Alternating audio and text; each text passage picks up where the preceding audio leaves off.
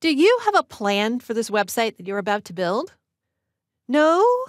Well, you're not alone.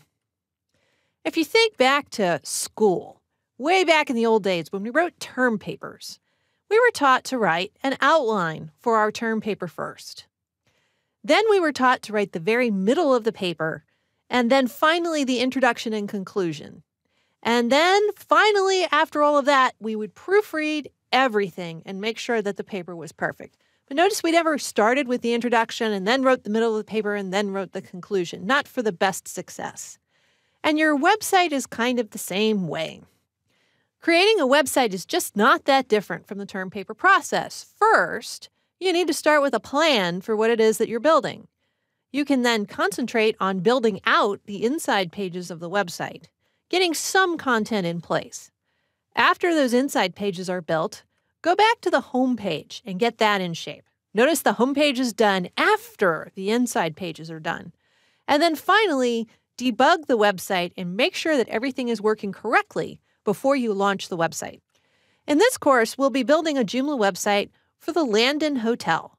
The boutique hotel chain is found in 20 countries with over 400 locations. In this case, we'll be focusing on the West End Landon Hotel, located in London, with some supplementing material from other Landon locations. This website needs to reflect 3 kinds of goals. First of all are the organizational goals. The organizational goals for this hotel might include the following kinds of questions.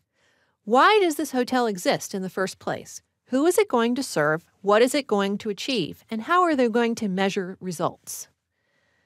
User or visitor goals are very different things.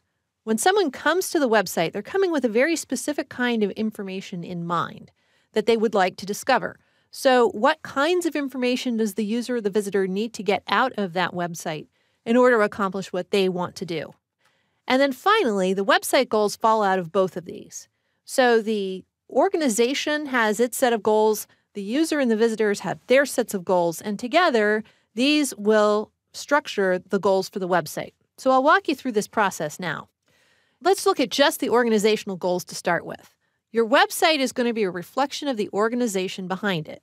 Whether it's a business, a nonprofit, a school, a club, or your own personal website, that website has a reason for existing. So what's the reason that it exists? Who does it serve? What is it trying to achieve? Understanding this background will help you understand how the website can support this organization. In the case of the West End Landon Hotel, they need an international presence to attract travelers from around the world.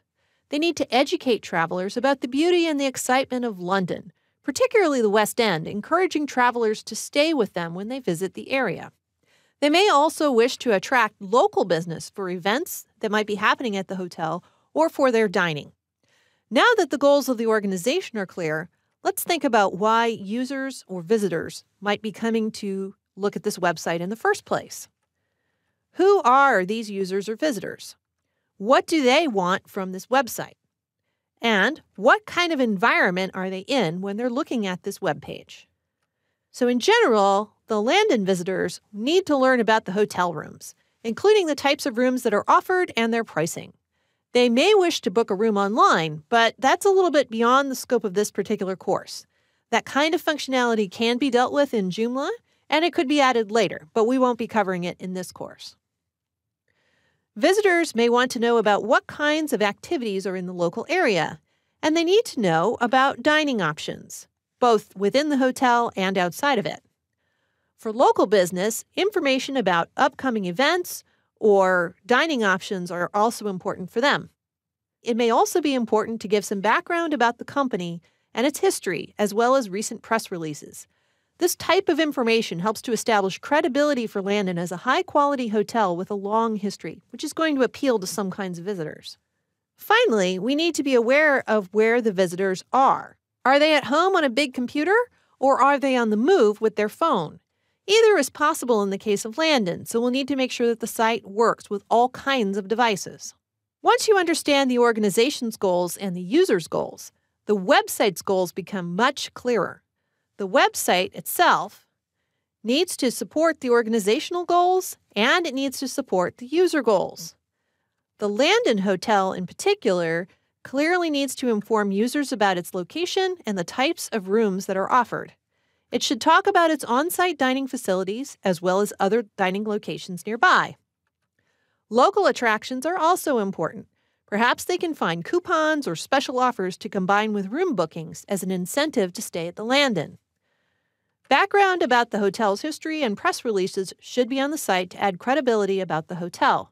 That should be plenty to get us started. As a result, we've now designed a site with structure and content to support the goals of the organization, the goals of the users, and the goals of the website. This is a very brief summary of how to think strategically about this website. If you'd like to learn more, and I hope you do, please be sure to watch my website strategy and planning title available here at lynda.com.